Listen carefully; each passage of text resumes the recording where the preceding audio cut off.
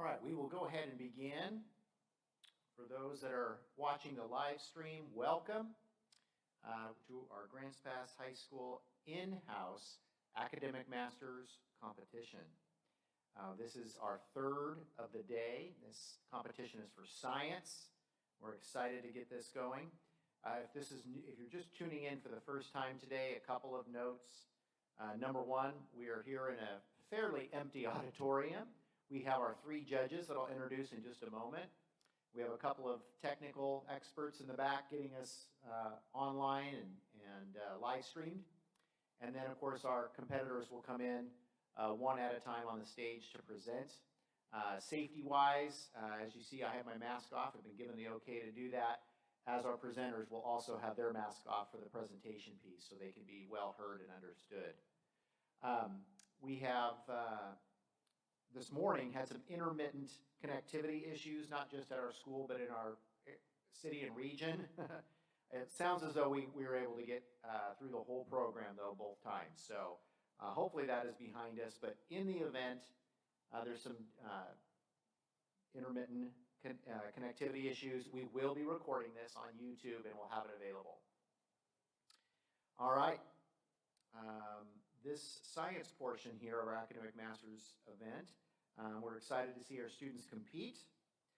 They're competing for the right to represent Grants Pass High School at our county-wide Academic Masters competition on Wednesday, March 10th, and that will be hosted right here at Grants Pass High School.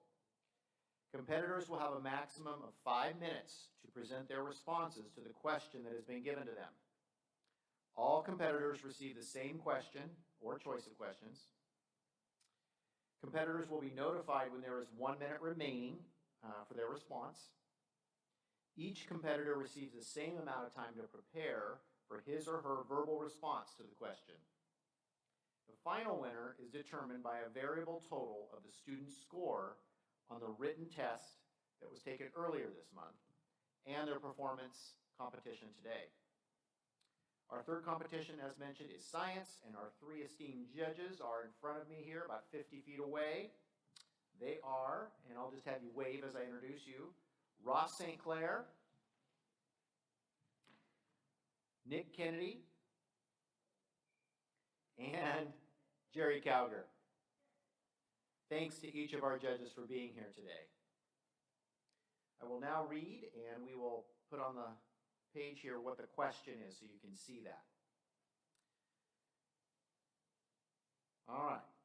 After reading the background information provided, which was provided to students, and they had a table that they referenced, use physics, chemistry, geology, biology, and engineering, as well as any other science, to explain how you will create a pressurized home with oxygen, radiation shielding, water, food, and a sustainable energy source necessary for extended survival on Mars. So we're going to Mars, and we have 4 of Grants Pass finest to explain how that's going to happen using all those fields of science.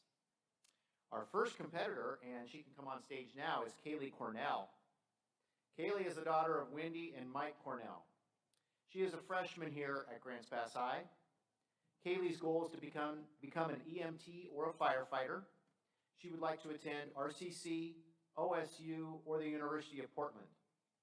Kaylee says that Mrs. Russell and Miss Hall have influenced her the most because they showed her that anything is possible if you believe in yourself. She said they are the reason why I'm trying to succeed in life. In her spare time, Kaylee enjoys playing soccer, painting, and organizing. I think we have some organizing to do around here if you want to help. So, all right. She also loves playing with animals. Her favorite movie is the original Jurassic Park. She said it was her favorite because she fell in love with the characters and their problem-solving skills.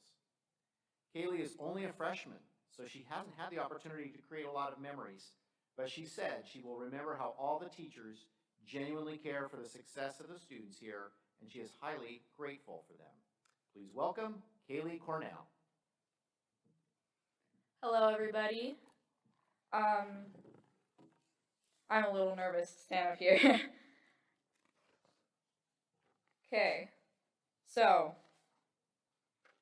after reading the question, I was analyzing, and to create a pressured home with oxygen, you would need many resources from Earth. Even though there are some resources that are usable on Mars, like iron, titanium, nickel, sulfur, and aluminum, it's not enough to live off of. Let's start it with the pressured home. It would need to be able to hold heat since the average temperature on Mars is negative 81.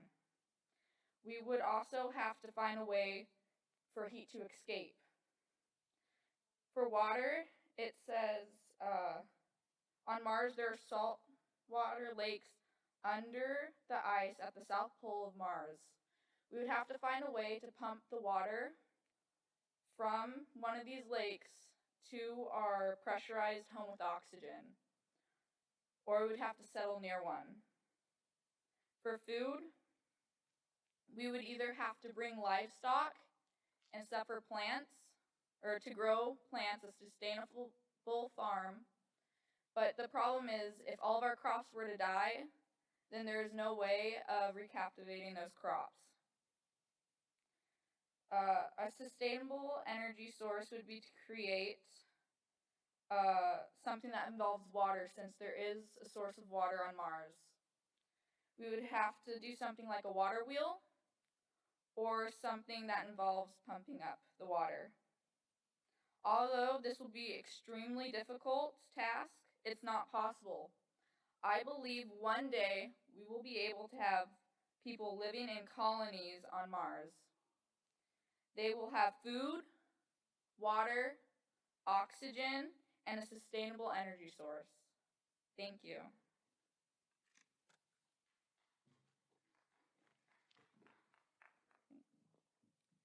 All right, thank you, Kaylee. Great job. Way to go.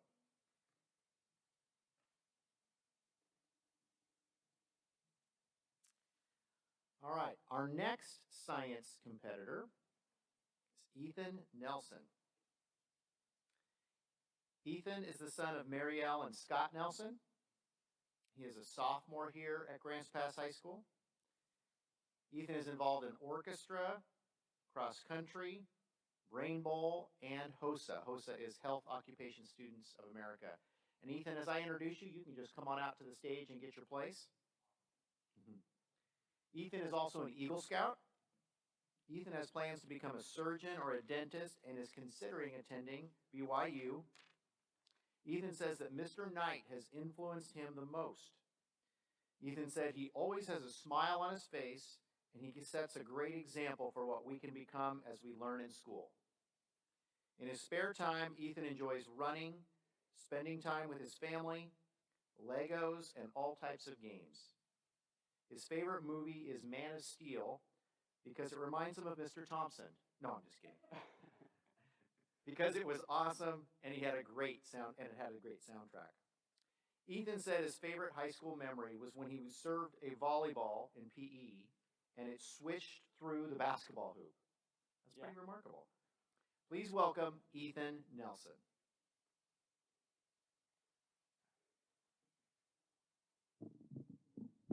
There we go. Now, to build a fully pressurized home on Mars, you would first need to build a way to breathe within your home. Now, this could be solved with an oxygen purifier, which would remove the carbon from the CO2, which makes up about 96% of Mars' atmosphere.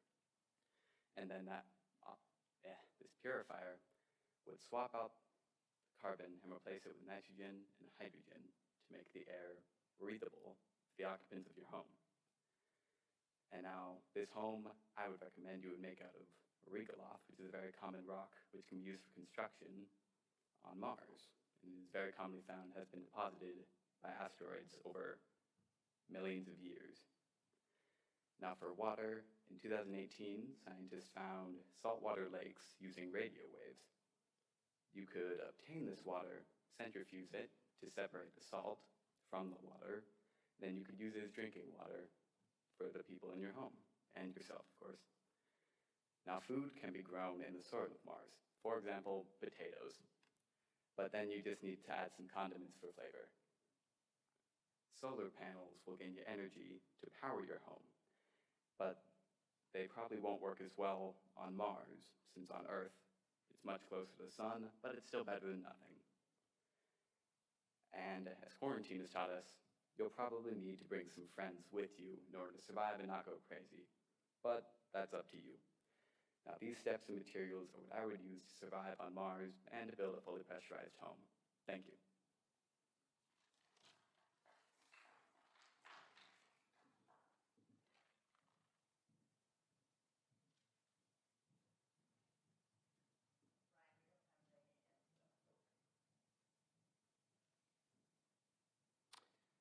All right. Thank you so much. Nice job on the presentation there. And we'll pause for just a moment. We want to make sure that each of our competitors has the appropriate amount of time to prepare for their question. And so as it stands now, after our last presentation, we have just a minute or two more before our next competitor comes out. So our organizer of Academic Masters, of which I have not thanked yet, but I'll probably thank again, and that's Mrs. Napier, one of our assistant principals. She is going to grab the next competitor as they're off in the classroom preparing their answer. So once they come back out on stage, then I will introduce them. But anyway, a couple of high standards already set for the first two presenters, and we'll have two more in just a moment. So if you're tuned in out there, it'll just be another probably minute or two, and then we'll introduce.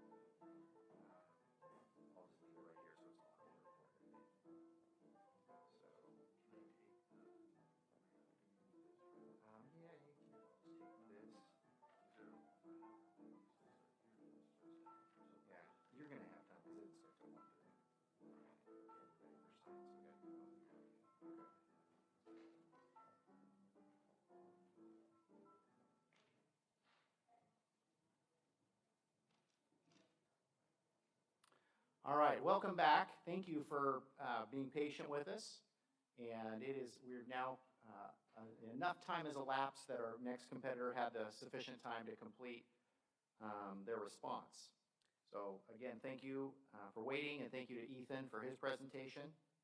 Our next science competitor is Vega Hoffwood. And Vega, as I introduce you, you can come out on stage here. Vega is the daughter of Tanya Wood. She is a sophomore here at Grants Pass High. Vega's goals for the future include to study either science or music, or perhaps both. Vega is involved in the book club, orchestra, and the anime club. She's also interested in Girl Scouts and has earned the Bronze Award and was a program aide for Girl Scout Day Camp. Vega says that Mrs. DeBolt has influenced her the most because she is willing to work with her and give her encouragement when she is nervous. In her spare time, Vega enjoys playing the piano, violin, playing video games, watching movies, and going camping. Vega's favorite movie is Stardust because she can just sit down and enjoy it without thinking too much. I think we all need some of that, don't we? Vega's favorite high school memory is being in class with her friends. Please welcome Vega Hoffwood. So to create a habitable place on Mars, we would use radiation energy from isotopes and from sunrays, since there are little to no protection against radiation, and that can be generated into heat and electricity. And we would use that heat to create a habitable temperature, since the temperature there is very cold. It's around an average of negative 84 degrees Fahrenheit.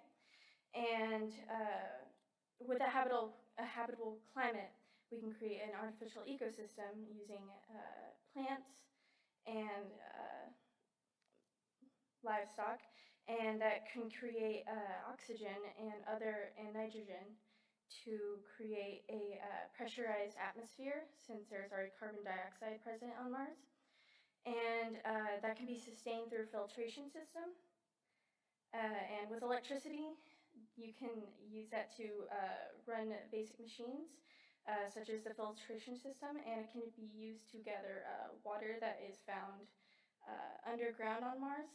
And with the machines powered by the heat, you can use the filtration system to create drinkable water.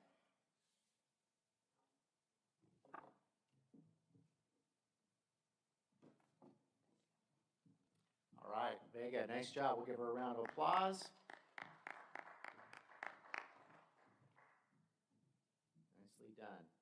And we'll, I think, just need to pause for another moment until our next competitor has sufficient time to complete their work as well.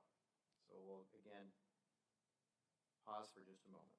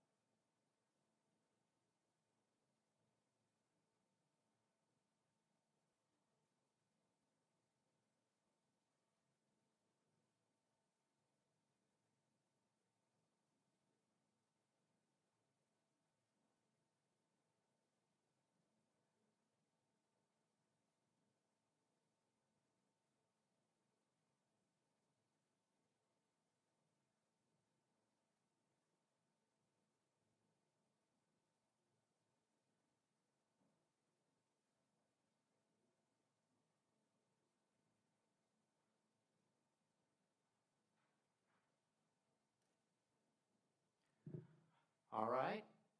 If you're watching at home or in the classroom, we are back and we are ready for our last science competitor.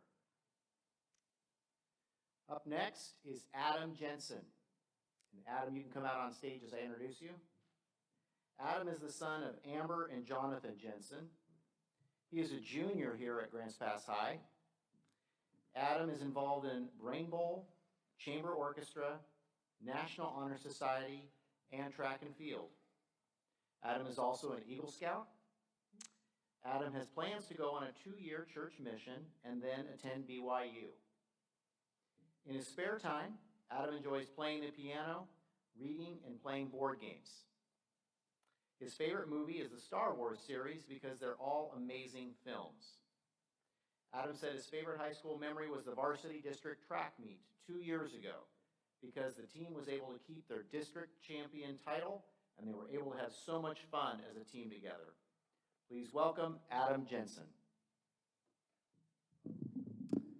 Good afternoon, everyone. So the question that I had was, how can I create a pressurized home with oxygen, radiation shielding, water, food, and a sustainable energy source on Mars? So first, I'd like to start off with some details about the planet Mars. 96% of the atmosphere is carbon dioxide, and at the South Pole there are a few large frozen saltwater lakes. Also, the soil or ground there is full of many minerals, and the most common material there is silicon dioxide. So my proposal is that a home be built at the South Pole, very near to these frozen lakes. I believe the pressurized home will have to be built using rovers and mainly out of earth-made materials, although with some of the clay-like materials in the soil, those can be used to supplement the construction as well. This pressurized home will have one large room in it, and it will need to be, it will need to contain a larger amount of carbon dioxide than we have here on Earth, and this will be to help plants grow in it. And then it will also have enough oxygen to support human life. The plants that are grown here will provide the food, and these plants will have to be able to withstand higher amounts of trace materials that are found in the soil. These trace materials are typically toxic, but some plants have been able to adapt so that they can grow despite these. If the oxygen from these plants is not enough, the silicon dioxide that is found in the soil can be used by rovers, and you can use decomposition to break it down to get the oxygen found within it to hopefully provide more if it is needed. To water these plants and to provide water for human life, people can use the ice that is found in the frozen saltwater lakes. This ice will have to be collected by the rovers and brought inside, where it can be melted and then used. I propose that the way that this is melted and the energy that will be providing the entire home will be from solar panels. A year in Mars is 687 Earth days.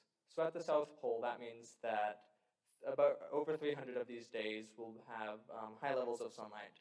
So solar panels here will be able to gather large amounts of energy and store them for when they do not have light, the other half of the year. And then finally, since gravity and the atmosphere on Mars are so different from Earth's, and the amount of radiation there is rather high, I believe that the rovers will have to do most of the outdoor work. Humans will mainly have to stay inside the pressurized home, and these rovers will be able to mine for materials that they need, collect the ice, and hopefully that will be able to be enough that with all this pressurized home on Mars will be able to be successful in the long term. Thank you.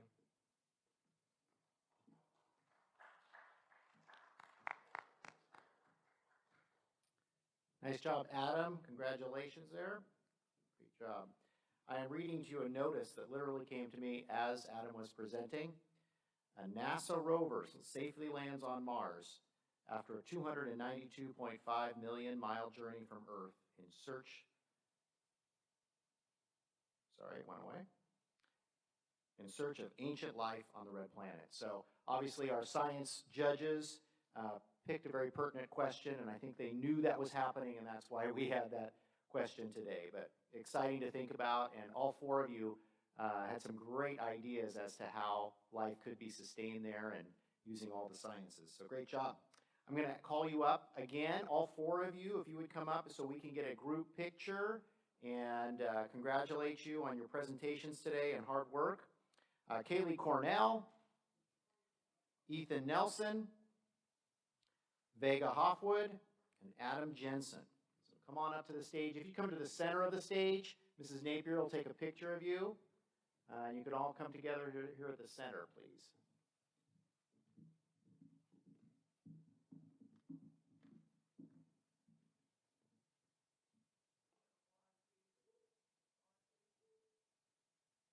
Let's give them a big round of applause. Nice job. All right, we are going to let our science judges go off and collaborate together and go through the results of today's competition. The winners will be announced of all competitions tomorrow morning, and we'll get that out to our whole student body and staff and those that were competing, of course. So thank you. We will have a slight pause, and we will reconvene at about 1:30 for our math competition.